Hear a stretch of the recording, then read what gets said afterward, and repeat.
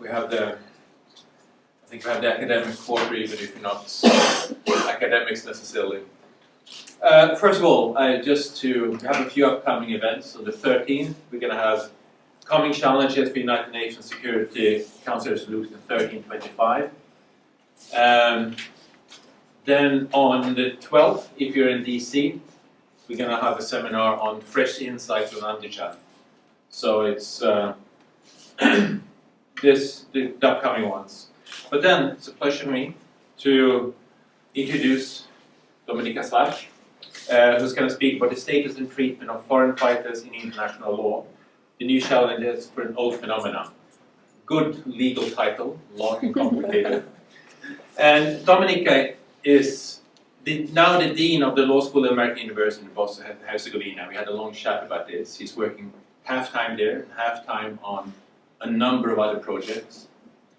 She has an extremely interesting background, and when it comes to these issues, I think that we're going to opt for a treat, and I think we're going to have some very interesting insights.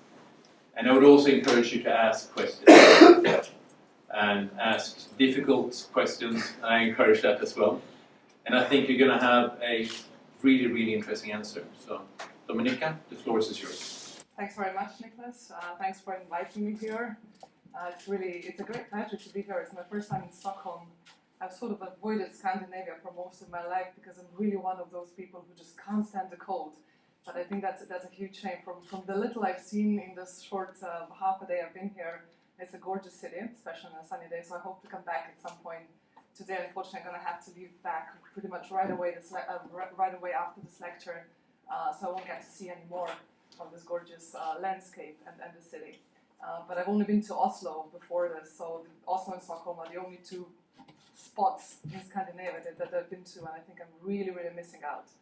So thank you very much for having me, and thanks also to Lisa and the staff of the Institute for organizing this.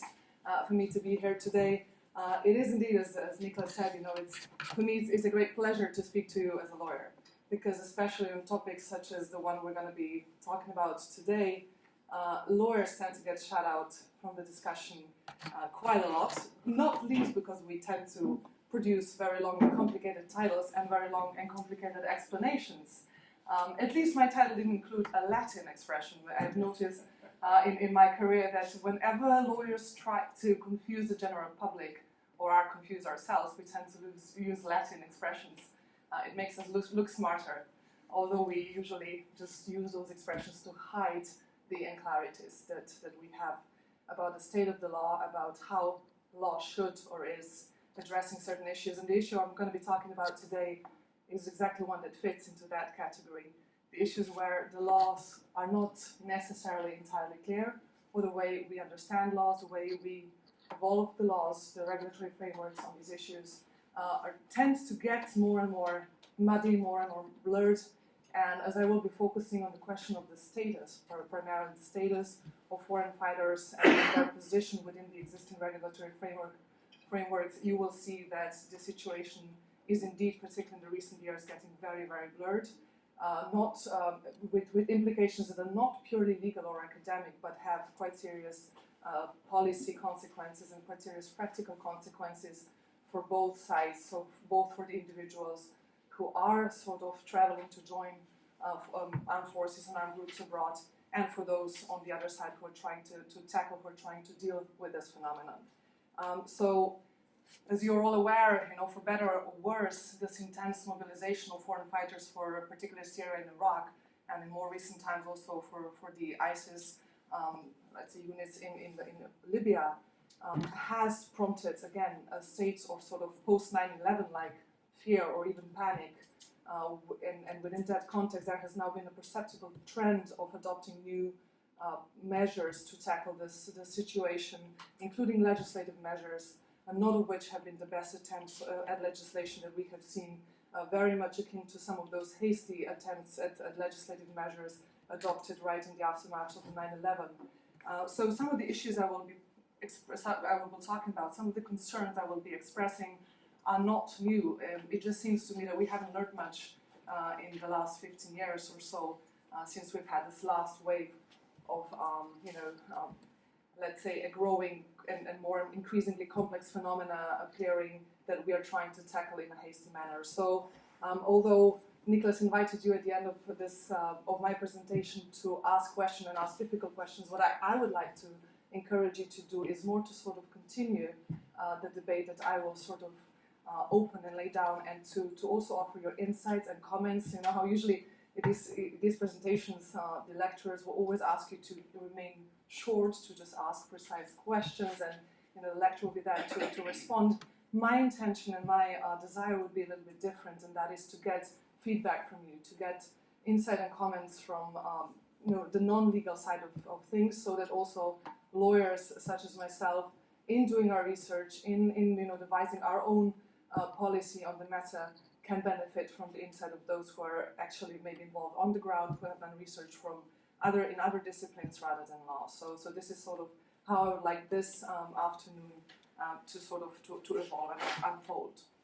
So as I said before, one thing that I've noticed here is that when it comes to the phenomenon of foreign fighters, lawyers have really not been consulted much. The legal aspects of this phenomenon has been very much under research until recently. And until recently, we haven't even had any specific regulatory framework dealing with foreign fighters as such. And I think it is crucial that we speak to one another and that we find the responses, not only the responses that would be balanced, that would be sustainable in terms of that they would comply with existing international legal rules, norms, human rights standards, and democratic standards. So all those values and standards that organizations such as ISIS are trying to destroy, but also to find responses that are in fact necessary, because very often it seems to me that when we are approaching hastily adoption of new responsive or preventive measures, we tend to not look at whether international law or the existing frameworks already offer solutions. And as a result, you will see, when it comes even to just the question of where to situate foreign fighters within these frameworks, we tend to duplicate things, we tend to blur things, and that can have serious legal, policy, and practical implications. So, of course, this is going to be the focus of my presentation. Who are foreign fighters? I will mostly talk about the legal side of things, but I also want to first start with just a factual description of the phenomenon. I'm not certain, of course, I did not know who exactly is going to be in the audience. I'm sure some of you are far better acquainted with the phenomenon from the factual, political, strategic, sociological, anthropological, media side of things than I am. And so please correct me if I'm wrong on any issue, and please stop if I'm saying stuff that is absolutely obvious to you. But I'm also assuming that perhaps there are some of you in the audience who may not be that acquainted with the factual side of this phenomenon, especially with how it has unfolded and evolved in the recent years. So, as my title suggests, also one thing you notice immediately when you start looking at the literature on the phenomenon foreign fighters is that this is not a new phenomenon. Almost every article and contribution, and I'm copycatting them in a way, is sort of starting by saying this is not a new phenomenon. And indeed, it is not. Probably one of the most well-known foreign fighters would be Osama bin Laden. He originally came from a wealthy Saudi Arabian family, and he lived in Saudi Arabia and studied there until 1979, at which point he left his home country and joined the Pakistani forces that were fighting the Soviet Union forces in Afghanistan. So that was a very classic example of a foreign fighter, very famous one, and as you know, Osama bin Laden himself then turned into a massive recruiter, organizer, and funder of foreign fighters, not just in that context or in that conflict, but in others later on as well. And of course, one example I just thought of, and maybe I wonder if any of you knew that, but the famous English writer George Orwell was a foreign fighter as well, and he joined the forces of the international brigades that were assisting the Second Spanish Republic in the Spanish Civil War against Franco in the 1930s. So that's another example. And the researchers that are researching this phenomenon go back in history. There are many other examples from the medieval times as well of basically individuals who leave their home countries to join fighting with the armed groups, with armed forces abroad. And that is the basic understanding we have of the phenomenon of foreign fighters.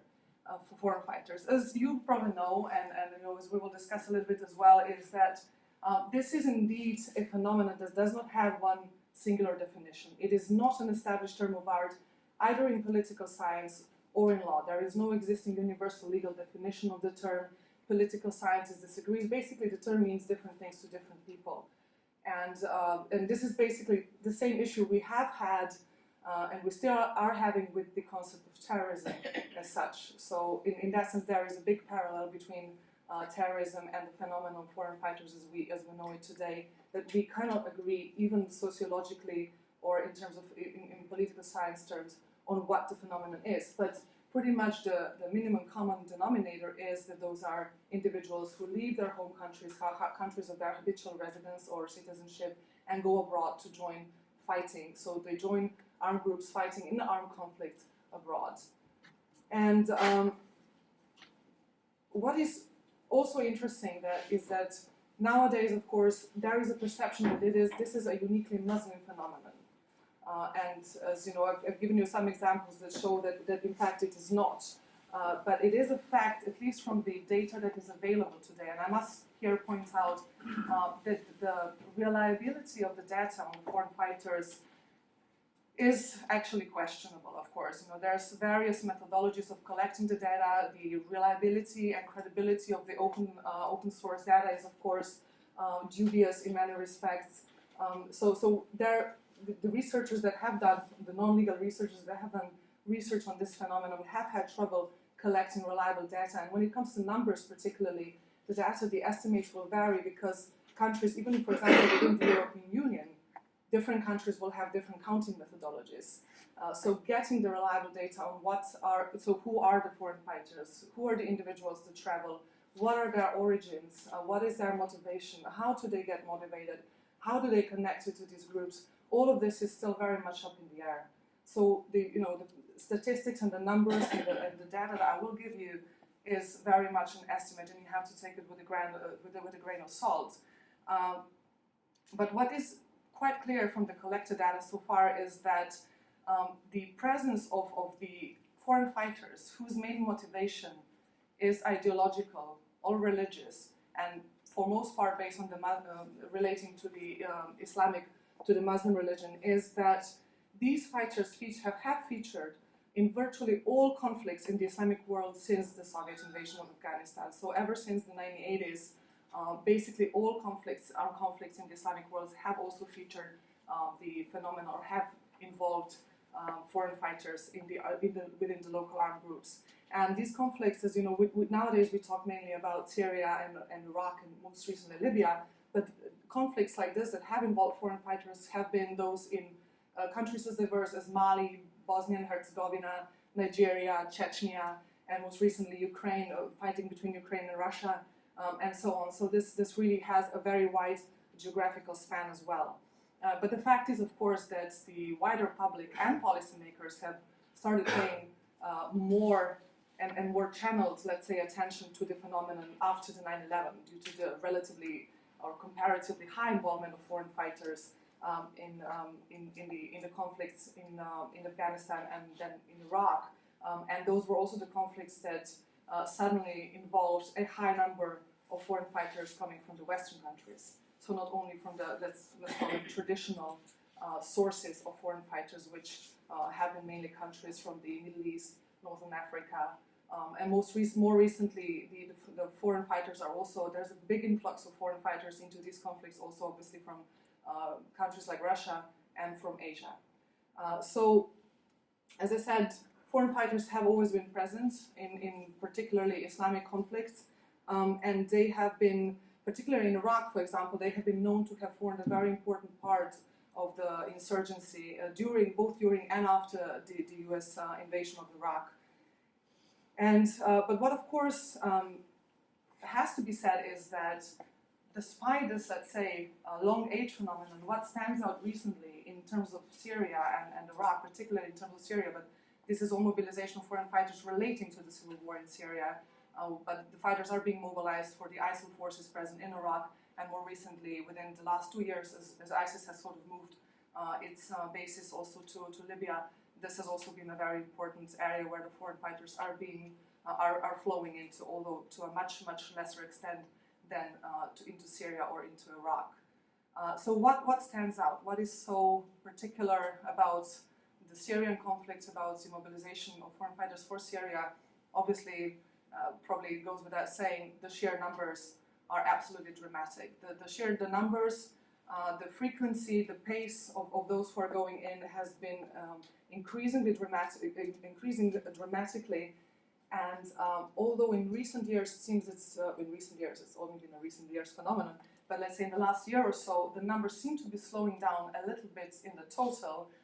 But when you look closer at the estimates, it seems that it's merely that the numbers are slowing down in respect of some source countries, but they are growing in respect of other source countries. So, of course, within a phenomenon that's now being tracked for the past 4 or 5 years, since the beginning of the civil war in Syria in 2011, it's very hard to draw any conclusions about the trends at this point. But this is currently, it seems like the numbers are slowing down, yet the influx is still massive.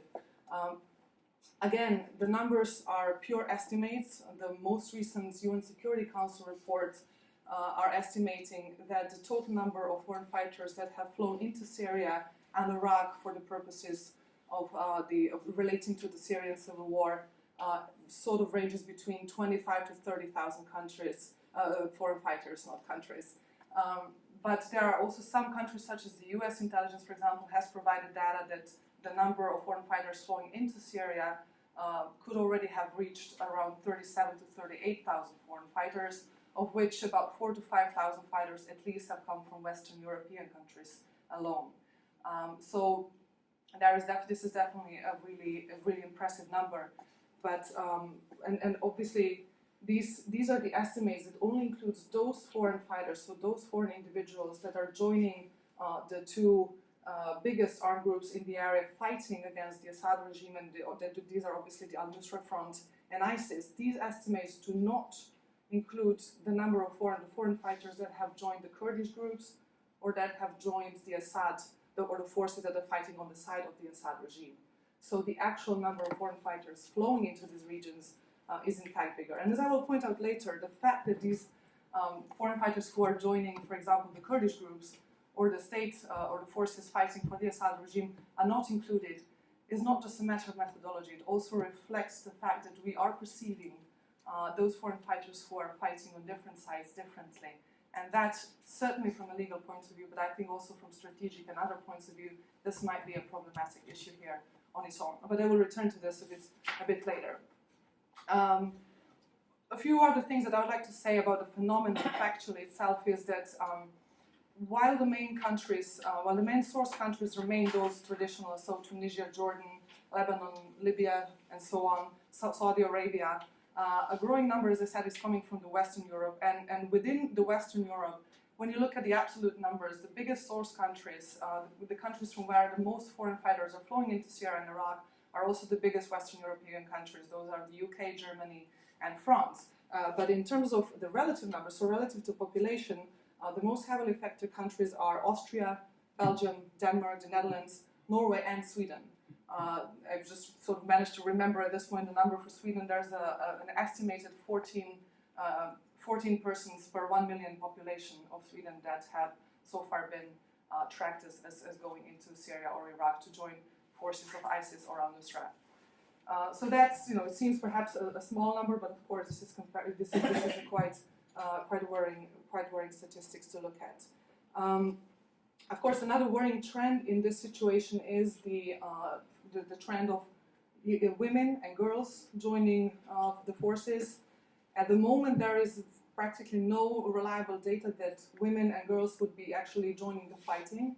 So they are also not considered properly as foreign fighters because they are not included in the fight, in the fighting itself, and they are obviously therefore also not included in these estimates I've given you. But there are concerns, serious concerns, and I think they're quite realistic, that with the losses that the ISIS particularly is experiencing recently, that they would quite soon also turn to using women and girls as fighters in the battlefield as well. While I say that women and girls as such are not normally involved in fighting, of course these groups, as well as also groups fighting on the other side, so the Kurdish groups and the forces fighting for the Assad regimes are known.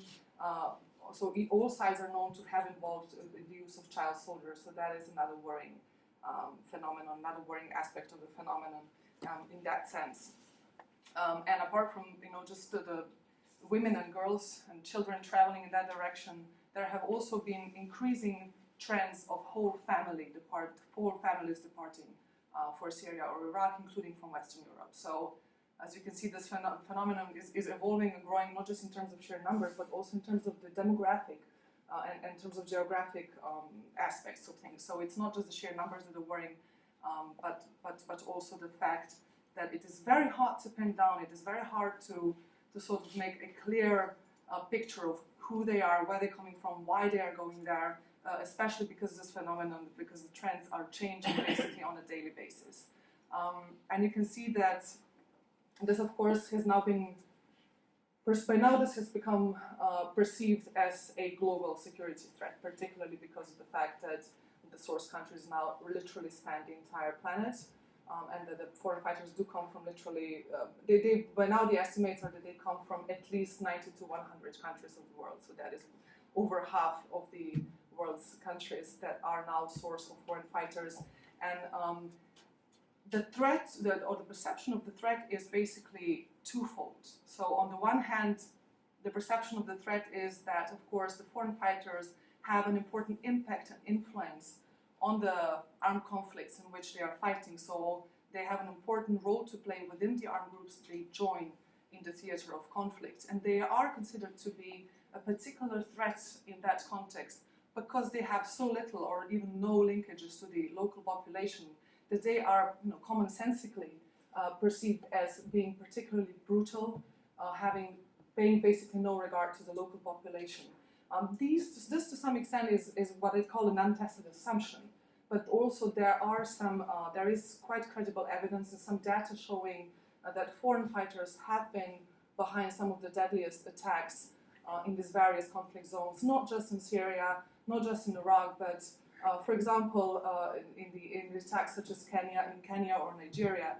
Just this morning I woke up again, like every day we basically have a news related to this. So just this morning I woke up to see that there was another deadly attack by the Somali forces in Kenya. I didn't have the time to, and obviously there's probably no evidence to that effect yet, but it would be interesting to see whether foreign fighters were involved in those attacks, because they have been forming an important part of the Somali forces fighting in Kenya as well. But when it comes to Iraq, for example, there's a lot of evidence, credible evidence, that the foreign fighters have been behind some of the deadliest attacks, particularly after the US invasion, and the same goes for Syria. And this, as I said, it sort of makes sense, because they would have little or no linkage to the local population. They will be foreign, and therefore they will be particularly brutal. So there is one big concern, of course, that they will be committing ruthlessly serious atrocities, whether or not they would amount to crimes against humanity and war crimes against the local population. But why have we? This is not necessarily the reason, for good or for worse, why we are now paying so much attention to this phenomenon. It is not, unfortunately, perhaps so much that the fact that they are an important factor in the armed conflicts themselves, that they have this terrible negative, exponentially negative effect on the atrocities committed on the ground. But of course, they are more and more perceived as a threat upon their potential return to their home countries, or even without returning to the home countries, they are perceived obviously as a threat to the countries or to the regions outside of the armed conflict theater itself. This is what we now call, quite commonly, you probably heard of that phrase, the blowback effect of the foreign fighters. So particularly the foreign fighters returning home, and I've had a discussion with Nicholas about this during lunch, hearing that the Institute is doing some work in this respect as well. This is a very worrying trend. It's a very realistic trend, as we have been obviously reminded of this by the numerous bloody attacks, ranging from those in Paris last November, those in Brussels in March, and also attacks in numerous other countries throughout the last, let's say, 6 months to a year, ranging from countries like France, Turkey, Russia, Nigeria, again Afghanistan, Tunisia, Lebanon, and so on, where there has been credible evidence that the suspected perpetrators, either exclusively or at least part of the suspected perpetrators of the suspected attackers, have had either direct ties with the ISIS, such as, for example, the attacks in Paris in November last year. There's credible evidence that those were fighters who were returning home and have had received military training and logistical training by ISIS itself, have been directed to some extent.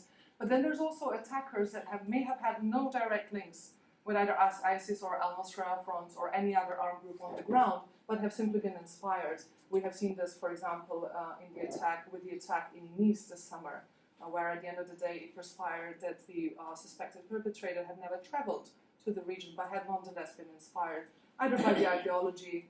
Sometimes, as you can imagine, as you know, there is pure boredom-like inspiration. So this phenomenon has these complex dimensions that, to a large extent, may be very difficult to contain because they are so unpredictable, because they're so untraditional in that sense.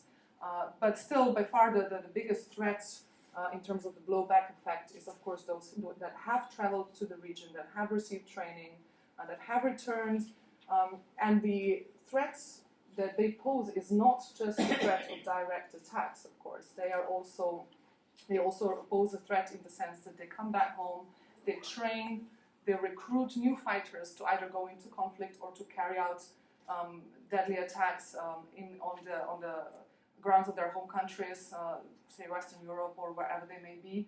They are also known to start forming cells and networks while they're here. So they work also as liaisons somehow between the groups on the ground and the groups and the individuals outside of the conflict zones. They often also are very active in fundraising for the fighting in the region. And so again, for all these very different aspects, they pose a serious threat. And you can also see when the fact that they do come, that the source countries are of such a range also multiplies this effect, because of course the networks that these returnees will be building have so much of a wider reach and a wider range due to that effect. So literally this, when you look at it, it's literally like cancer cells spreading at the moment, and it's very much getting out of hand. So this, it's obviously it's no surprise that there will be a range of responsive measures adopted in the wake of this problem. And of course, this is an international problem. One would first look at international responses to the issue. And now I'm kind of going to go into the legal side of things to see. One would first have to see if there are any existing international legal regulatory frameworks that already address the phenomenon, that deal with it. How do they deal with it? What may be missing? What may remain unclear? And what we can do about it. And so basically there are three or at least two main regulatory frameworks that one would look at when one thinks about the issue of foreign fighters. And those are the norms of, obviously since we're talking about armed conflict situations and those individuals going to fight in armed conflicts on the side of the local armed groups, you would look at the International Law of Armed Conflict, also known as International Humanitarian Law. So you would look at that body of international law to see whether and how that body of law addresses the foreign fighters phenomenon. As I mentioned before, there is the concept of foreign fighter is not an existing legal concept as such, so there is no clear legal definition of a foreign fighter as such. But I will look at how perhaps foreign fighters can fit the category of either combatants or civilians or some other category perhaps under the laws of armed conflict when we're talking about their presence and their fighting in the theater of armed conflicts in the region where they are. But of course, due to this, on account of this linkage between foreign fighters and terrorism that I mentioned, one would also naturally look at how this is maybe or is regulated or isn't regulated under the existing international counter-terrorism framework, which consists out of the United Nations sponsored international counter-terrorism conventions and a series of Security Council adopted resolutions. That's why before I spoke about 2 or 3 different frameworks, one of them being the framework legal framework regulating the conduct of hostilities within armed conflicts, and the other one being what we lawyers like to call the peacetime regulation of terrorism that has sort of 2 prongs, the UN counterterrorism conventions on the one hand, and on the other hand, the series of UN Security Council resolutions. And as I will sort of quickly go through one, the other, and the third legal framework, you will see that there is a lot of blurring, a lot of sort of a lot of muddying of waters in this respect happening right now. So again, the question here would be, so what are foreign fighters? Are they combatants? Are they terrorists? Are they civilians fighting in conflicts? Are they mercenaries? Are they insurgents, rebels? How would we categorize them legally? Because of course, their legal categorization will have legal consequences for their behavior, for the limitations we have already placed or can place on their own behavior directly. What are the responses that we can take in order to deal with them? And also, how does the existing and the applicable legal frameworks limit our own actions from the perspective of the specific legislation, such as the armed conflict rules or counterterrorism rules, and also wider international norms such as human rights standards and so on.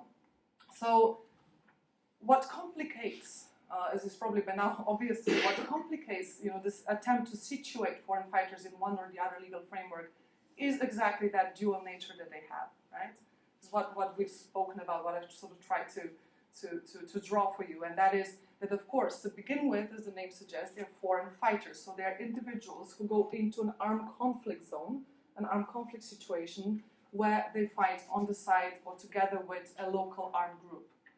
Most commonly, as a matter of fact, those will be non-state armed groups fighting, again, most commonly within a non-international armed conflict, as opposed to an international armed conflict, and I'll speak about the difference and the differences flowing for the status and treatment of foreign fighters in a moment.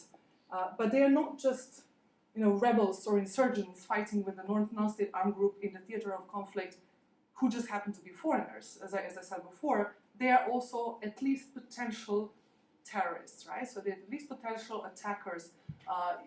Joining groups within the zones of armed conflict, joining groups that are quite frequently designated by the UN Security Council, member states, other international regional organizations, or other entities as terrorists, even though they operate and are clearly a party to an armed conflict somewhere.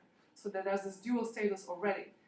And these fighters, as I said, might carry out atrocities, or that's what they're there for, to carry out atrocities, to carry out attacks, including against civilian population, that might simultaneously qualify as war crimes, so violations of the laws of war, laws of armed conflict, and as terrorist acts under the existing UN counterterrorism conventions or other legal instruments that define various terrorist acts or prohibit and criminalize various terrorist acts. So you already sort of see where there's this blurring happening right now, that you have an individual who simultaneously could be categorized under various international legal categories from which various legal consequences are flowing from them. So let's look at what are those consequences and how we look at it. So, as I said, the first body of law that one would look at would be international humanitarian law, or international armed conflict, the Geneva Conventions, basically, for those of you who are not so acquainted with the legal side of things. So the four Geneva Conventions and their protocol, they basically regulate the conduct of hostilities and their purpose is to protect the basic rights of individuals that are affected by armed conflicts, not just the civilian population, but they also provide certain protections and regulations for those who are actually taking part in the fighting. However, international law, as law often does, complicates things in the sense that international law of armed conflict essentially distinguishes between two types of conflicts, as I mentioned before. On the one hand, international armed conflict. On the other hand, what it calls non-international armed conflict. And the regimes, the legal regimes that regulate the two types of conflicts are substantially different. The most developed, the most detailed legal regime regulates the international armed conflict, which, to put it simplistically in basic terms, is fighting between regular armed forces of two states. We also include in that category fighting between regular armed forces of a state and so-called national liberation movements. And we also include in that category fighting by armed groups that are associated with regular state forces. So basically, to just simplify, that's an interstate, that's a war, as we know. It's an interstate conflict. And the most detailed and well-developed part of international humanitarian law applies to that. Non-international armed conflicts, on the other side, are protracted hostilities. So there has to be a certain intensity of fighting as well. Not every non-state fighting will qualify as an armed conflict. There might be just riots or internal riots and so on. But when the level of violence reaches a particular threshold, we will be able to talk about a non-international armed conflict to which this other regime of IHL will apply. But non-international armed conflict is categorized or is qualified by the fact that the fighting will be either between state forces and non-state armed groups on the other hand, or between just non-state armed groups. So now you factually can already see that the majority of conflicts within which foreign fighters are involved, particularly those in Syria and Iraq, will be those of a non-international armed conflict character. But still, as I said, the status of individuals fighting within these two types of conflicts is very, very different. And this affects our perception and our dealing with foreign fighters as combatants in conflict to quite an effect. What also, so to just take a step back, what you also have to do, of course, first is to qualify a conflict as one type or another, to know what legal regime will apply. And this on its own can be sufficiently complicated because there will be a number of conflicts, and this is a characteristic of the modern conflicts as well, that they will transform from one type from an international armed conflict to a non-international or back. So there will be a legal transformation of a conflict back and forth, often more than one time during the entire duration of a conflict. That's fighting in the same or substantially the same battlefield area. You had that sort of situation, let's say, with an armed conflict in Afghanistan. Until the toppling of the Taliban regime, this was considered an interstate conflict. It was an interstate conflict between, let's say, just limited to the, let's say, the conflict between the US forces and the Taliban forces would be considered an international armed conflict as long as the Taliban regime was in power. But after the toppling of the Taliban regime and the instatement of the Karzai government, the conflict between the Taliban, who now were no longer in power, were no longer considered to be at least formally a government of the state, was now considered a non-international armed conflict. The rules that apply to the conduct of hostilities, to the categorization and consequences for the individuals fighting have changed literally overnight. And this happens. Similarly, this has happened in Iraq. And when you look at a conflict like Syria, within Syria there's basically numerous various armed conflicts, most of which will be very easily fitting into one category or another. But again, this could change over time. So, how is somebody on the ground to know who they are, what they're allowed to do? Even lawyers, as I said, will tend to get confused about these questions. But let's assume you have a clear-cut situation and you know what conflict you're in. If the conflict you're looking at is an international armed conflict, you have a very clear formal division of categories of individuals participating in these conflicts. You only have the international humanitarian law of international armed conflicts only distinguishes between combatants on the one side and civilians on the other side. You have no intermediate category.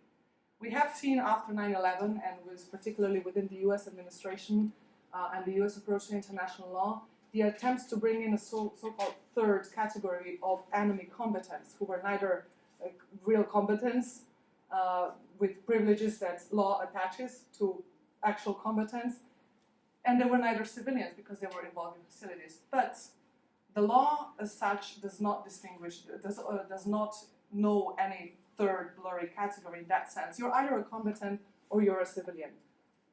So in principle, foreign fighter appearing on the side of a state forces, so fighting on the side of state forces in an international conflict, would qualify as a combatant. This has important legal consequences. Number one, they are fully allowed to fight. They cannot be captured, they cannot be prosecuted and punished for the mere fact of being involved in fighting. That's what we call a combatant privilege. So when you have an actual interstate conflict, you participated on the side of the regular armed forces, you have the right to fight. But at the same time, you are also a legitimate military target. So you have no protection from being attacked. So while, let's say, the opposing forces cannot capture, prosecute, and punish such individuals, say foreign fighters, for mere involvement in hostilities, they can simply just attack them and kill them.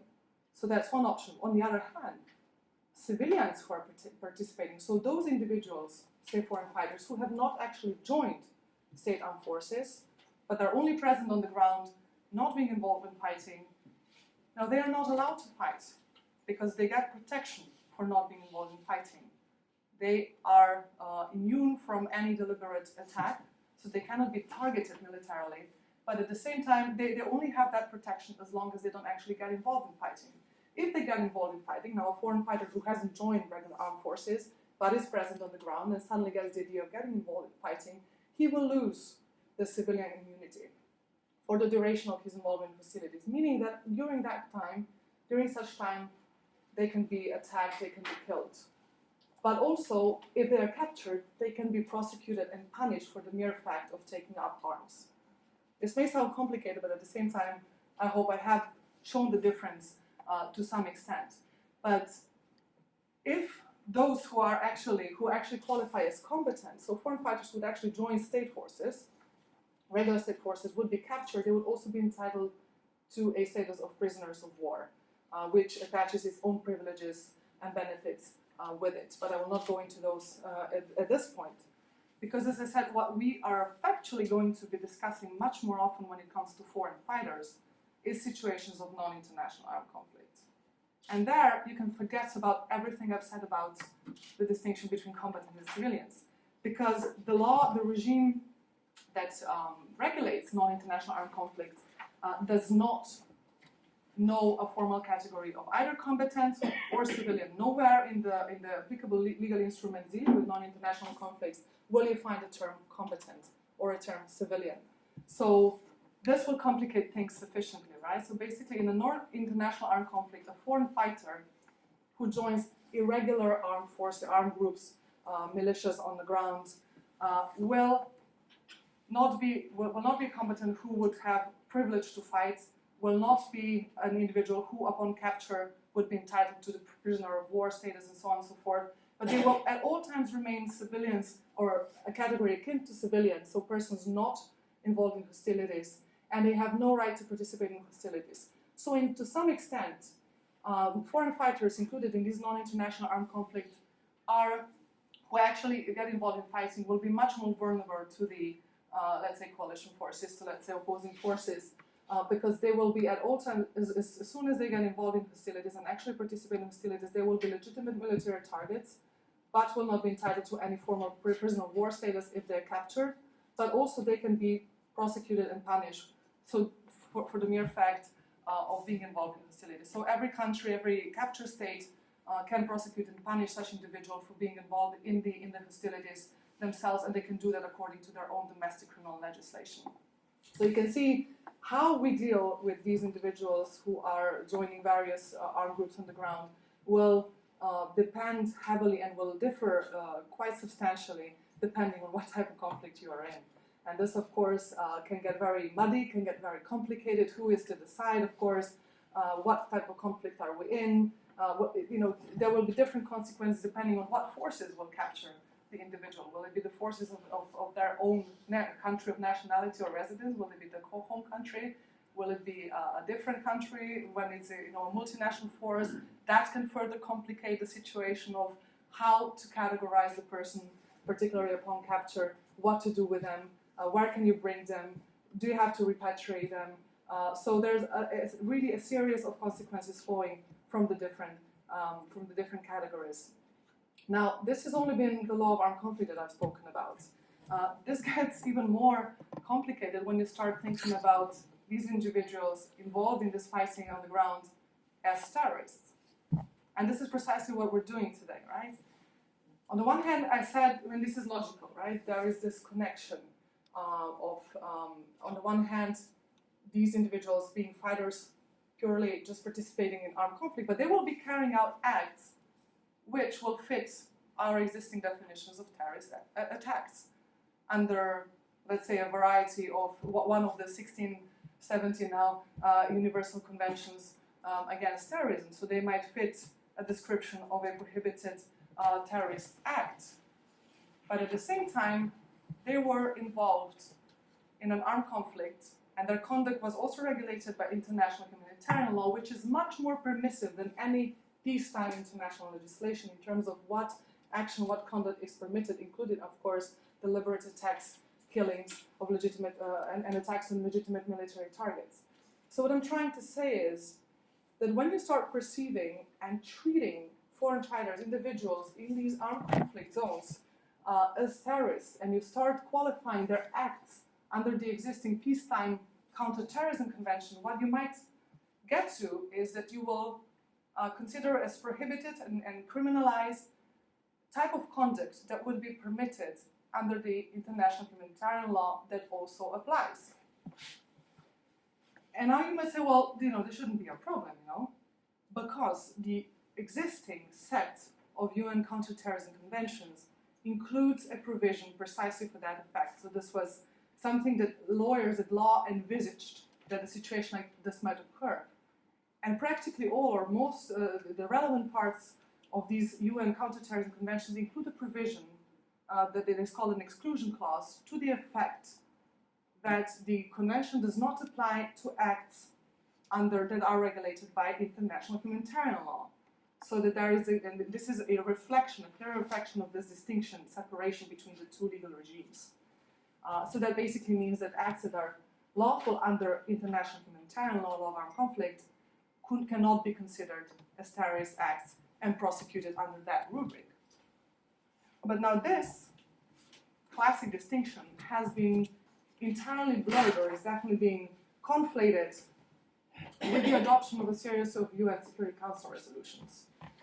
Now, on the one hand, the first such resolution that I would like to mention was Resolution 1373, which was adopted 2 weeks after the 9/11 attacks, which basically imposed a series of legislative and other counter-terrorist measures, imposed obligations on states to adopt those measures and to implement them.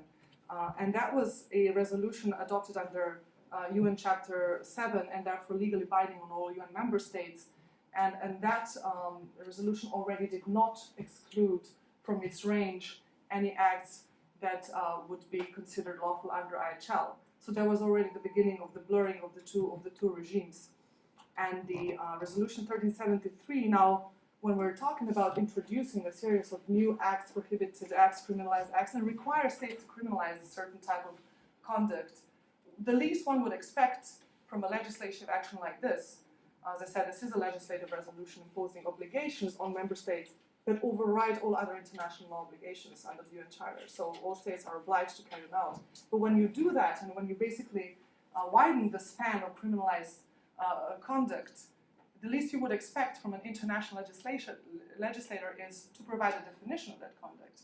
But Resolution 1373 already does not include a definition of terrorism, what is a terrorist act, who are terrorists, and so on. And this, as I mentioned at the very beginning, is a recurring problem in the entire counter-terrorism discourse, and it's a problem that extends into the current foreign fighters discourse as well.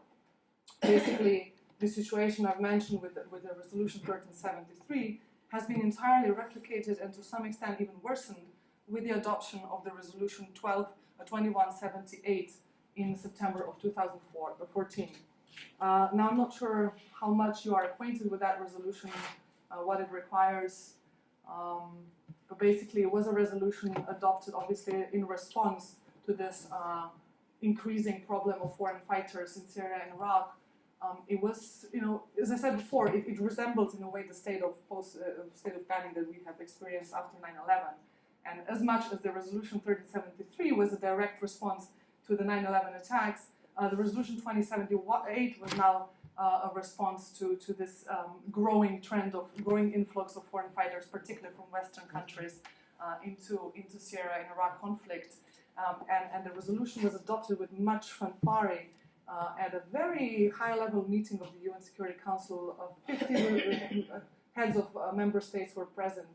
So there was a very impressive lineup of world leaders who were present at that Security Council meeting, and the resolution was adopted under sort of the sponsorship of US President Obama and was adopted unanimously. Again, a legislative resolution adopted under UN Charter Chapter 7, so meaning imposing legally binding obligations on UN member states, and it imposes a very, very wide and far-reaching range of measures which the states are obliged to implement. Among other things, it again requires states to criminalize certain conduct, or to criminalize all conduct that is considered as criminal under the UN Counter-Terrorist Convention. So basically, it's a request for countries to criminalize all conduct that's already been recognized as prohibited terrorist activities under the existing conventions, but it goes further than that.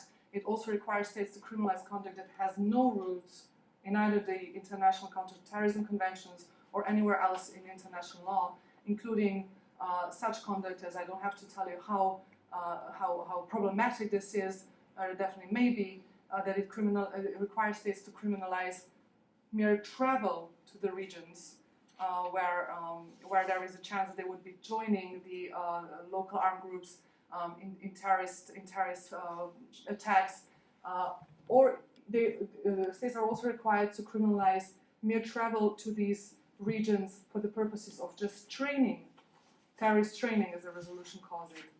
So basically, there is much less than even being close to actually carrying out a prohibited terrorist attack. But even more than that, what states are also required to criminalize is attempts to travel with the intention of either carrying out terrorist attacks or receiving or providing training for terrorist attacks, and so on. So, you probably don't have to be a lawyer to realize that criminalizing attempts with a perceived intention of doing a potential, carrying out a potential terrorist attack in the future can be highly problematic, especially when logically you will have very little credible evidence of such intent.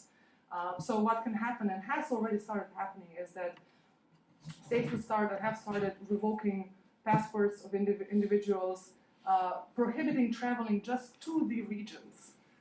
So even without any evidence of intent of joining a particular armed group. So basically forget about traveling to Syria. Not that any of us would probably necessarily want to have a trip to Syria at this point, unless for professional reasons. But a lot of countries have already started imposing measures limiting traveling just to the regions where there is a chance or where there is presence of armed groups that are recruiting foreign fighters, such as ISIS or al-Nusra or other groups. And so you can see this is again very problematic, and in recent reports, the UN Security Council itself has pointed out that this has been a problem, and that many countries have started adopting measures that are basically very abusive in that sense, that are limiting, that are problematic from a perspective of the human rights protection. For example, how are you going to carry out, let's say, border control and the control of traveling without, at least risking violation of the right of the freedom to movement, but also how are you going to do that without risking prohibition of discrimination, violating the prohibition of discrimination, because of course you'd most likely have to resort to ethnic racial profiling on the border. So these are just a few little details, but there's a plethora of problems that have already started appearing in practice in trying to implement this resolution. And again, one huge mistake that the Security Council did here is that again it imposed a range of these measures on the countries to adopt. So basically, the Security Council can't do anything itself, so the states have to implement that. But again, it did not define what terrorism is, it did not define foreign fighters as such, and it didn't basically, again, define the conduct or the individuals which it is trying to regulate, thereby again leaving it to the countries to do that on their own. And again, probably I don't have to explain too much at what kind, what sort of Pandora box that is opening up, particularly for countries who are just waiting for the opportunity to be able to adopt abusive measures, which will not only aim at actual potential terrorist fighters or terrorist attackers, but at mere political dissidents and so on and so forth. And you have already, like I said, seen many countries, including Western European countries as well, adopting such draconian measures as revoking of national passports. This may also be at odds with the attempts to prevent statelessness. It's basically in direct contradiction with the UN Convention Against Statelessness. Basically the idea of taking away one's nationality, which some countries have implemented not only in relation to dual nationals, where this is the most common thing, right? But also in respect to mononationals, so that there have been results where individuals traveling to those regions to join foreign armed groups would suddenly find themselves stateless. This also maybe is at odds with the rights to return to one's own country, and so on and so forth. So there are many, many human rights considerations that are flowing from the measures which countries adopt under the sanction, not just sanction, but the requirement of the Security Council Resolution 1373. And I'll just, sort of, when you look at Resolution 12, it's not 1373, but 2178, so the 214 one. So when one looks at the Resolution 2178, very classically, as most resolutions of this type, it includes both in the preamble and in some operative paragraphs a requirement on the countries to carry out the measures that they are required to carry out with full respect to international humanitarian law, international refugee law, and human rights standards. But this, at least in my view, is not much more than a rhetorical, lip service to the rules of international, when the resolution itself is in so many respects at odds with these standards. And as I said, a Security Council resolution will override, at least as a matter of principle, will override all other international law obligations of states as per Article 103 of the UN Charter, which requires that all member states are obliged to carry out the obligations under the UN Charter, and that those obligations override all other, including conventional obligations of states. So this is just, more or less a series of scattered remarks regarding the concerns that our current approach to regulating the phenomenon of foreign fighters is bringing along. And as I said, it is a huge concern that we are conflating the different legal regimes. This is causing trouble to lawyers as well as to policymakers, and it's causing great troubles, even practically, when it comes to implementation on a pure, let's say, criminal or law enforcement level, because those on the ground who are trying to, one way or another, respond to the threat, either in the conflict zones, or back in the home countries, will often find themselves in absolute doubt as to what legal regime they are obliged to follow, what rules they're obliged to follow, not least to the question of, let's say, targeting or apprehension of individuals, but also as I said, in terms of border control, what can you do? You're basically constantly risking, you're constantly walking on the line between legal and illegal and unlawful while you're trying to tackle a serious threat like this. And there's one additional remark perhaps I'd like to make before I conclude, and that's definitely one that's not not confined just to the legal sphere. It is also very clear from Resolution 2178, as well as other resolutions that are dealing with the phenomenon of foreign fighters. One notable resolution like this, if you want to take a look at it, is 2170, which was adopted just a month before this one. But both of them, although they, like I said, they don't properly define what they mean by foreign fighters, but it is very clear from the content that they are only dealing with foreign fighters or individuals joining groups like ISIS, Al-Nusra, or any other groups relating or deriving from the Al-Qaeda, for example. So they definitely, they quite clearly do not apply to individuals joining Kurdish groups or those fighting on the side of the forces with the Assad regime. As I mentioned before, this is an approach that definitely mirrors the typical approach of the Western countries, which are generally taking a permissive stance vis-a-vis individuals who join either the rank of the Kurdish group or within the context of terrorism again, right? That we're designating certain organizations as terrorists but not others, criminalizing the conduct of those who join the designated terrorist organizations but not others, and this is a very, very classic situation which I think is quite dangerous, legally, morally, and also strategically, right? When, first of all, are the individuals who are traveling to Syria, so are they traveling there to be fighters on the side of one group or another? Are they going to be foreign fighters? Are they going to be foreign volunteers, as many governments today are dubbing those who are joining the Kurdish groups or other groups that are fighting on the other side? And who is to draw the line? Who is to draw the line? Who are the good foreign fighters? Who are the bad foreign fighters? This very much resembles the classic discourse of one man's terrorist is another man's freedom fighter. But I think this can backfire a lot. I mean, for one, there are crimes happening on all sides. So there's credible evidence of terrible crimes, including sexual violence, the use of child soldiers, as I mentioned before, on the side of the Kurdish groups and other groups, not just the ISIS and Al-Nusra. So what does it matter from that perspective whether those committing crimes are joining one side or the other.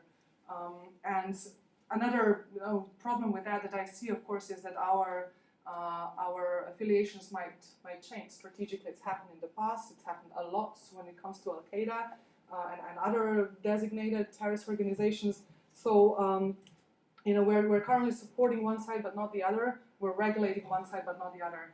What are we going to do when our preferences change, or where the interests of the group change, or the context of the groups will change? So this is, I think, a very short-looking, very narrow-looking approach that we have taken both after 9/11 with Al Qaeda and resolutions such as 1373, and now with the problem of foreign fighters with resolutions such as 2178. So that's definitely something to think about as well when we're thinking about the status of foreign fighters. Who are they? Who they're joining?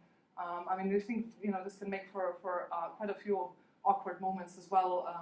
I sort of vaguely remember, I can't remember the details right now, but there was a case of a UK government prosecuting a Swedish national, I think, for participation in a designated terrorist organization as a foreign fighter. And that was a very awkward moment where they realized that it was a group, the group which this individual joined, the Swedish national joined, was a group actually sponsored by the British government. So this can backfire in more than one way. Well, we'll stop at this point. I've been going on for quite a long time, as a proper lawyer would. I hope it didn't sound too lawyerish or too complicated, but there's always time for clarifications if you have any questions.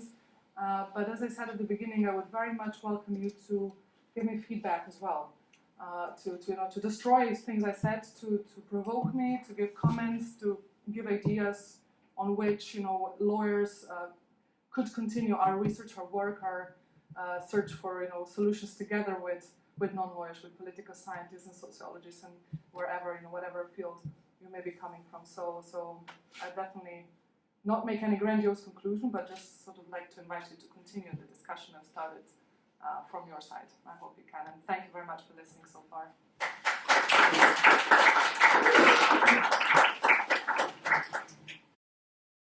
So we're going to open up for discussions, but just a quick question.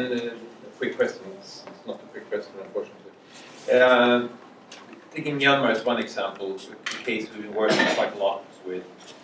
We're looking at the DDR process now.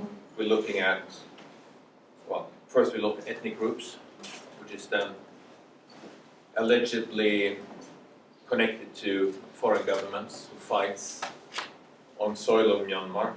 We have a Muslim minority, which is not recognized by the government. So they're seen as either terrorists or foreign fighters. We are looking at civil society that has raised arms against the government. How do you deal with that? I mean, because we're looking at not only one segment, we're looking at a huge legal definition. At the same time, fighting in the same groups, virtually.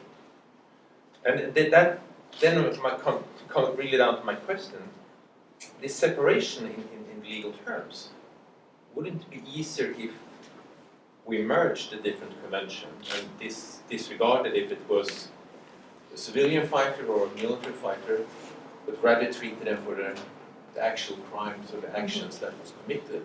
Because when you're looking at the civil war with foreign elements in it somehow, that will simplify the DDR process, because suddenly you don't have to take into consideration the very extremely complicated framework you pointed out.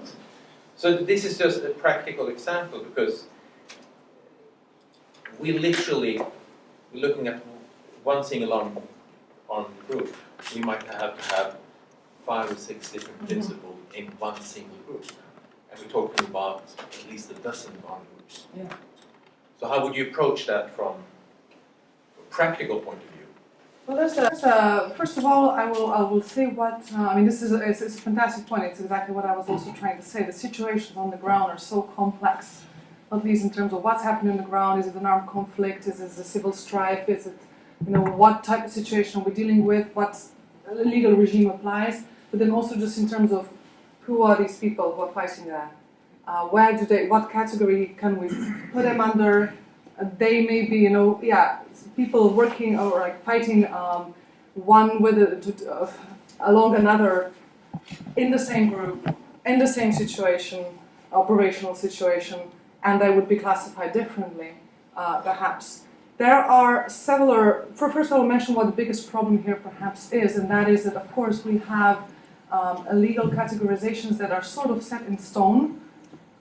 Never mind the fact that now they're getting blurred, it's different regimes. When it comes to Geneva Conventions, you can't expect that these will either go away or that you would be able to change them anytime soon. When it comes to the counterterrorism legislative approach, as you've seen, you have the problem of having on the one side the counterterrorism conventions, which for most part are quite consistent and have a quite nice, neat legal definitions in them, and they fit very well with the IHL, with the humanitarian law regime, because of that exclusion clause that separates the two regimes. But then you have the Security Council resolutions that comes in and blurs it all.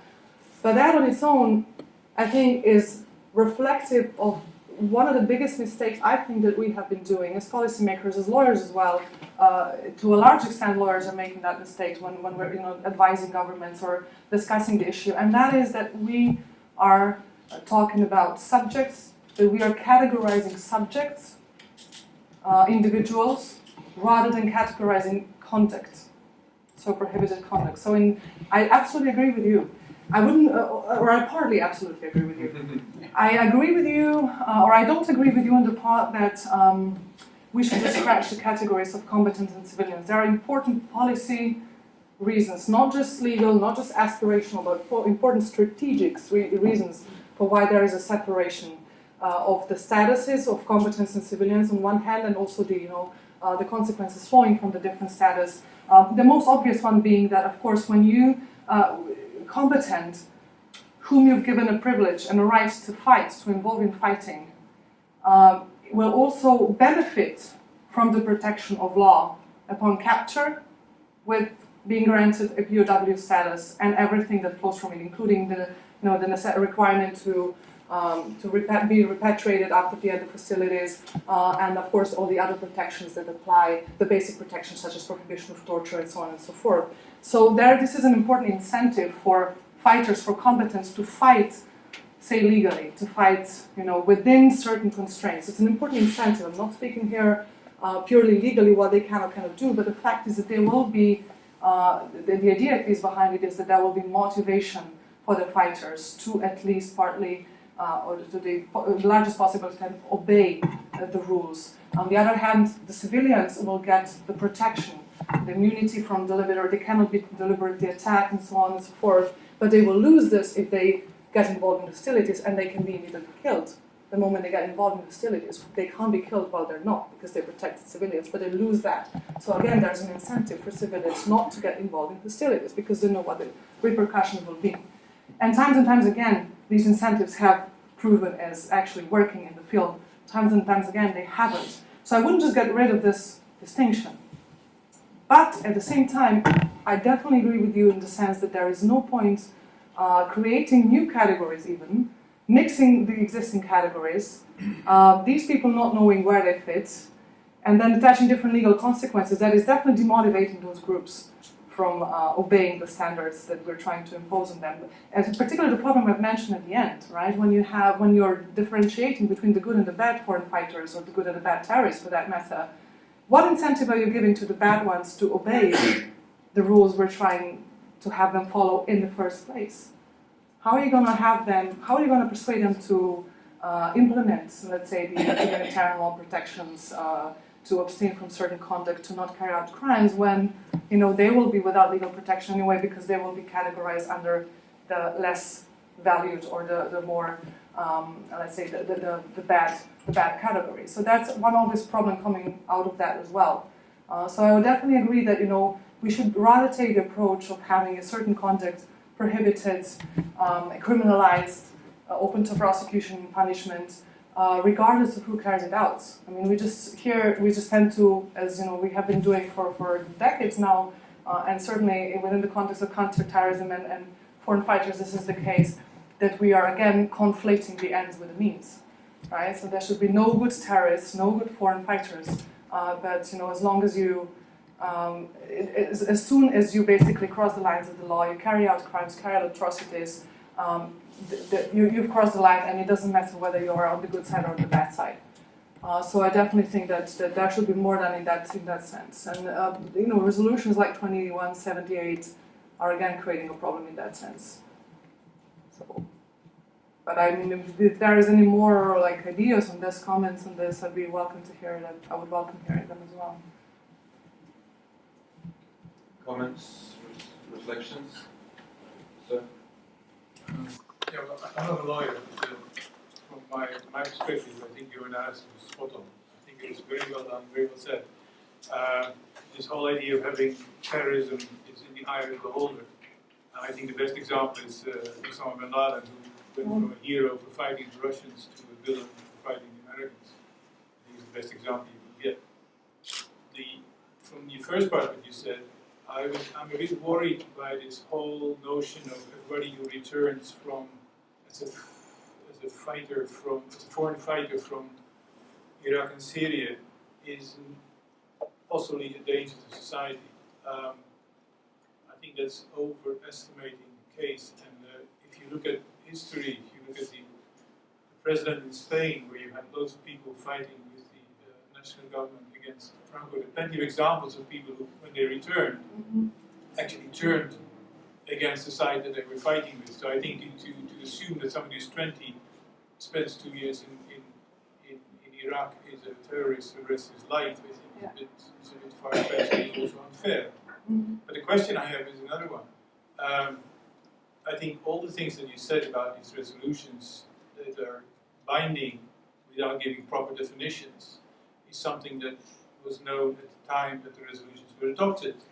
So the question is basically, where were you, the lawyers, at the time, when these binding resolutions with very imprecise definitions were adopted?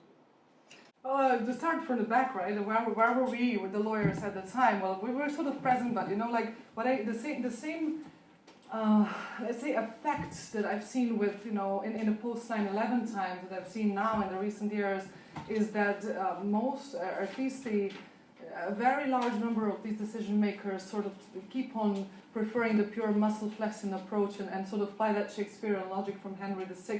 First thing we should do is kill all the lawyers. They definitely, there has been very little legal discussion in the background.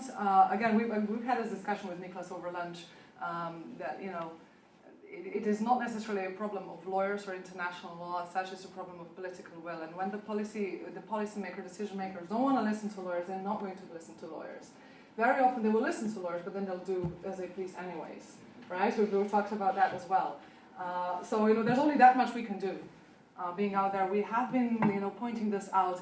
I think also there is also a partial blame, if I call it this way, for the lack of a better word, on the side of the lawyers ourselves. Have been working in this field, particularly in counterterrorism, foreign fighters now sort of being a related new thing we're dealing with, new phenomenon. In terms of counterterrorism, I remember for the better part of the 15 years within which I've been dealing with this topic, I have been trying to reach out and trying to connect the academic lawyers and pure practitioners with the field. It's been extremely difficult. I've been at numerous legal conferences where I've tried to say we don't speak enough with the military, with the decision makers, with people on the ground. I have myself taught a lot for NATO within the, I worked a lot with the Center of Excellence Defense Against Terrorism in Ankara.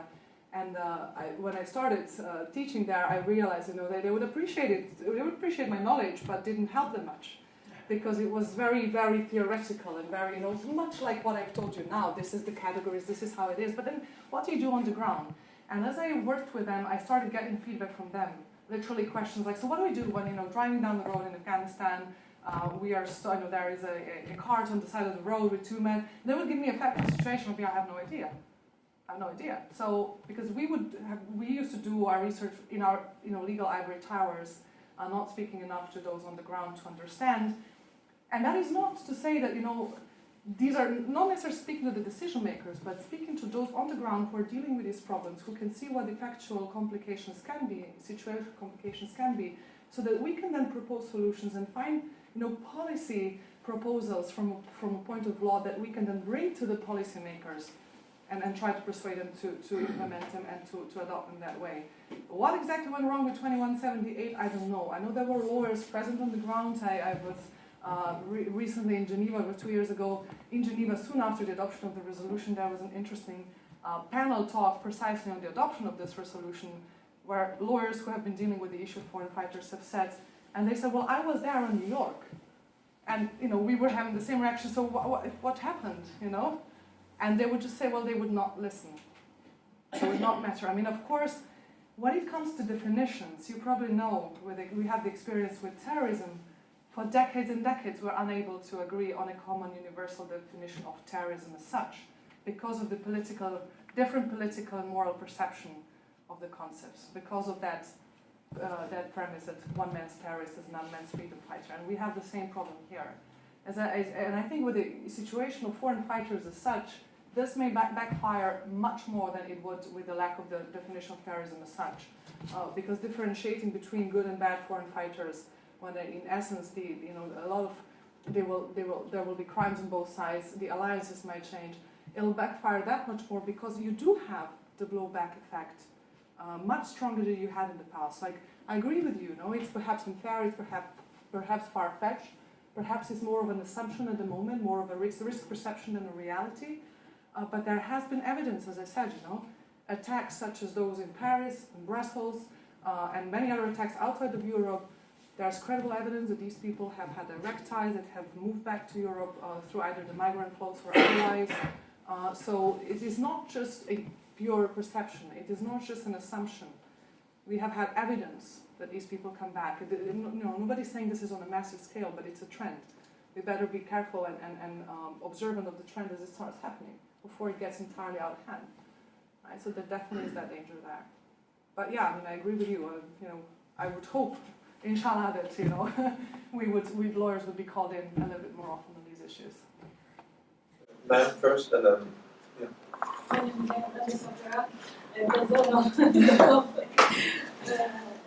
you know, we have a big fight going on with the ISIS in Iraq, and of course we arrest some foreign fighters who we call them terrorists, and I need to know, isn't it better to treat them or apply the law of the country when we catch such a terrorist who committed a lot of crime in the same country, because they committed crime to Iraqis. As you know, they committed a lot of crime. So for the foreigner who came to Iraq and committed these crimes, isn't it better we apply the local country law for them to judge?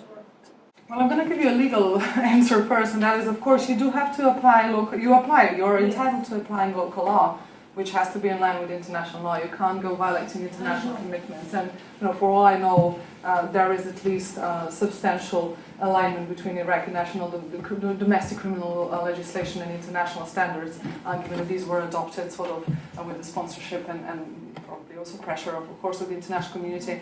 So yes, you primarily apply domestic criminal legislation to those individuals. What you will usually face will be an extradition request from usually a home country. Yeah, so of course, and then you will have to deal with that on the basis of your domestic legislation and the any applicable international agreements with the. That's what we have to focus on. We have to study the case where we get agreement between the countries, because the crime happens in the country of origin, the country of the conflict, and the country of origin should they should have some agreement between them. Well, very often those agreements, specific, let's say bilateral agreements, will be absent, right? But what you will have, and this will now depend on whether what type of crime you're talking about. Are you talking about a small petty crime, or are you talking, let's take a big crime, let's take a big obvious crime that would qualify as a war crime as well, or as a classic terrorist, let's say bombing attack, right? So that would be either a terrorist crime, or it would under certain circumstances also potentially amount to a war crime. But either way, whether it's a war crime or a terrorist crime, you do have, under the existing legal regime, the requirement that you have to either prosecute those individuals captured that are suspected of such crimes or extradite them to a country that requests so. And those international instruments providing for that, we call it audere aut judicare, so either you extradite or you prosecute. Those international instruments, they automatically, on their own, provide a legal basis for extradition. You don't have to have a bilateral agreement in that situation, right? That is precisely the idea of these counterterrorism conventions, that you sort of close the gaps where you would have an absence of an extradition, specific extradition agreement. You would already have these counterterrorism conventions, for example, serving as a basis, as an extradition legal basis. So you would be able to do that. But of course, you have to have an extradition request, right? On the other hand, you can also repatriate such a person. Now, the problem with this would usually be from the other way around, right? When you would have a person coming back to a home country of residence, let's say in Western Europe, let's say in Sweden, and as he or she would be considered a serious security risk, you would be tempted to return them to their original home country, describe their Swedish nationality, try to return them to Tunisia or Libya or wherever they come from, and I keep on trying to destroy this. And there you would have another principle kicking in. That's the principle of non-refoulement. That's the principle that you're not allowed to repatriate or return an individual to a home country where there is a serious risk of human rights abuse. So from that perspective, you'd have a problem. Now, the idea of extraditing someone suspected of a serious war crime or a terrorist attack within, let's say, Iraq to a Western country, usually you will not have that problem. You probably won't have a non-refoulement principle kicking in with respect to returning someone to Sweden, but returning someone to some other place where that would be an issue, you would also have that principle limiting your choices. So there's a range of different choices, right? That's, again, you have to have good lawyers in place to know that you're doing the right thing, or else, of course, face different types of consequences of making those violations. So I hope that answers your question at least. Opens up new ones, probably. Yeah. Mm-hmm. I mean, it depends. It's such a case-by-case question that it's impossible to give you an actual answer what to do. But if you give me a case, then we can look at that. First of all, thank you very much for a brilliant, lucid, and very clear presentation of a somewhat complex material. I just want to make one comment regarding the problem with definitions occurring in the Security Council resolutions. It is already, as we know, very difficult to agree on definitions when we work for years and years in conventions. But often enough we do manage, in the end sometimes we don't. But when it comes to Security Council resolutions, there is the time factor. It's not only ignoring lawyers who are present, but it is actually a time factor problem. You need to get your Security Council resolution within a week, usually 2 weeks after. So you don't really have the time to spend on negotiating definitions. So of course I very much value your suggestion that instead of trying to define who they are, those foreign fighters, one focused on trying to find a definition for what it is that one wants to get to. One probably would be able to achieve a lot more, but apparently, in spite of the presence of lawyers, no one thought of that solution. I'm not sure no one thought of it. I think it might be in some ways equally hard as defining, as taking the individual or subject categorization approach. It's maybe equally difficult to define terrorism in general terms. That's why we have the conventions that are defining specific acts of terrorism, so bombing, hostage taking, and so on. But I absolutely agree with you. That's actually one point. I probably wanted to mention this, but I failed.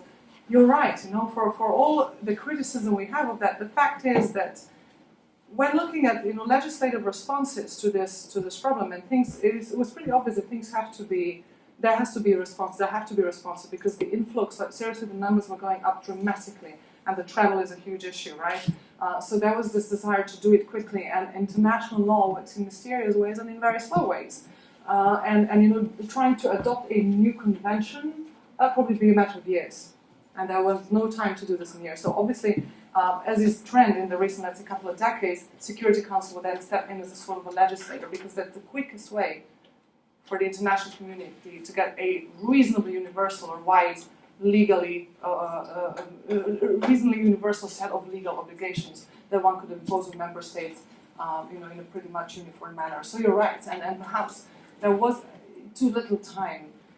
Wouldn't say in the matters of definition, because I think that the problem there is exactly this political differences, and when you're trying to get all the countries together to agree on that, it will be very difficult. But there was perhaps little time, and I want to believe that that's where the mistakes was done, that there was too little time to think about, this kind of thing. You're criminalizing attempts to travel with the intention to not just commit terrorist acts, but train or, so this is really, me coming from former Yugoslavia, this reminds me of a crime that we had under the domestic criminal legislation of the Socialist Federalist Republic of Yugoslavia. Then was the intention or thinking about overthrowing the socialist regime, right, the communist regime.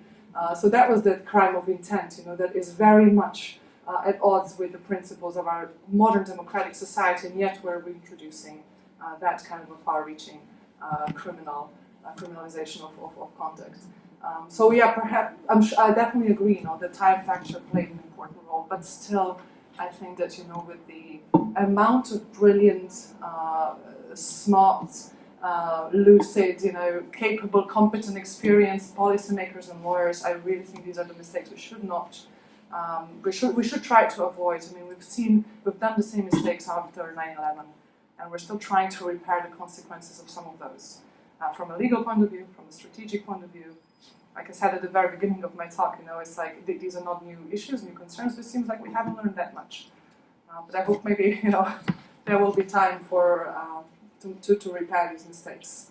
But I think a lot of damage has been done. And as I mentioned, Security Council itself is aware of that. There has been recent reports where the Security Council itself is commenting on the negative implications of these resolutions and calling on the states to please take into account the existing standards. But it's a little bit late to come to the party and say, well, you've spilled everything, just please try to hold your glasses straight, right? But this is where we are at. And I hope that maybe time factors, we can be more effective in dealing with that. But thanks very much for your comment. I thought it was absolutely, on spot. So actually, I think we are, if I open up for more questions, we're going to be running very late. There was one more question, I think. There was one more question down there. Because I saw you already raising your hand before, Okay, so I feel... sorry. Yeah. Thank you very much. So, thank you for your presentation. And I wanted just something in regard to the Western foreign fighters. So I've been looking a bit more closely the situation, the case of France when it was for the attacks, the Charlie Hebdo, and then the November attacks and so on. And well, there seems to be some ethnic ties or cultural background of these people that were perhaps French nationals, and then they were going to Middle East for training. Well, some of them as well, they were French national and ethnic as well. So what I wanted to ask is, you also mentioned about ideological and religious motivations. And I've been watching documentaries where these young people, because they were really young, honestly they didn't really seem to have any clue about really religious or ideological motivation. And I've been thinking more of their situation, let's say even socio-economic marginalization that they live in their home country. And then I've been also wondering, in that case, what is the role of the government in that case when it comes to these people that are, I think, marginalized at home. And then, well, apparently even then they go there for training, and then they come back to their home countries, and still, they're considered foreign fighters, but actually they fight against their home country because they are nationals from that country. So my question is, if you think that aside of religious and ideological motivation, there's also some marginalization that plays a role, since, as I said, they might or might not have ethnic ties with those countries. Yeah, I absolutely agree. I'll try to be very short in this since we're wrapping up, and I just kind of jumped in, as I'll take another question since I've seen you were trying to ask it for a while. But definitely, I agree. I mean, And that's one thing that complicates, you know, one element that really complicates this phenomenon furthermore, and that is that the motivations vary so much. That you've still got like classic mercenary type of motivation of just going in for salary. You know, there's people who join ISIS for salary. On the other hand spectrum, you have youngsters, teenagers who have no idea who they are, what they are. They've just literally been bored at home, or feeling neglected, or whatever, you know, psychological, sociological, and so on issues they might have, and they would literally join, coming to the region, having no idea what they're going into. As you can see now, there's so many are trying to return, exactly because, you know, they get there, and well, on the other hand, some of them get radicalized there, get motivated. Some already go there with the intention of gaining training and coming back and sort of helping to, you know, fight a jihad on the ground of Western Europe, but there's others who literally have had no such intentions before but return. So there's a wide spectrum of different psychologists' motivations and consequences. And of course it's a very, very difficult, very sensitive work for the governments, also domestically, to try and figure out, you know, the programs, such as, for example, the programs the ISDP is doing, that you know, I would like to see the government sponsoring those programs to help prevent radicalization or marginalization, to basically work on this side of things, you know, same as with terrorism decades ago again, you know, and during the last 15, 16 years, particularly after 9/11, to try and really to educate, to prevent, to do social programs, anthropological approaches and so on, to really make sure that young people are integrated in society, don't get radicalized. But again, you know, we're just fighting with a gun, more or less, because it seems like we're still continue to be lost on this more fundamental side of things. I mean, it goes without saying that, of course, this battle cannot be won. You know, if you can't win it on the ground, on this side, on the very root causes, on the very basics.